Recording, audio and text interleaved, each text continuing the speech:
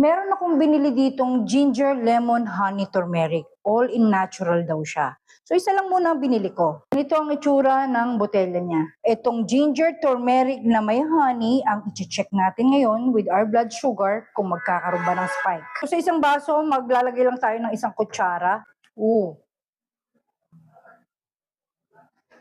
Yung mga log.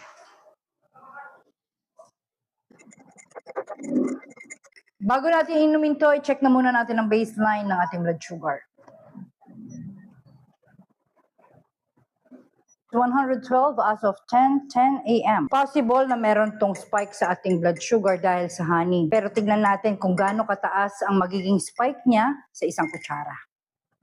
Matamis nga. Lasang ginger, turmeric, magkakasama. Pero wala siyang anghang ng ginger. Nakalipas na ang isang oras, i-check na natin kung ano ang nangyari sa ating blood sugar sa ginger, lemon, honey, turmeric.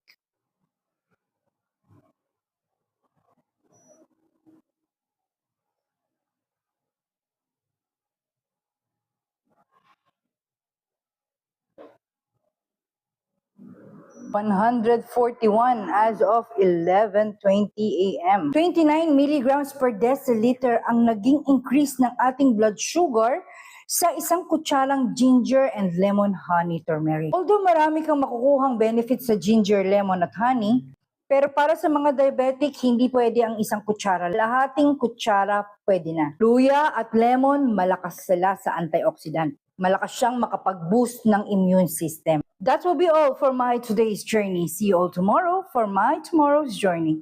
Bye!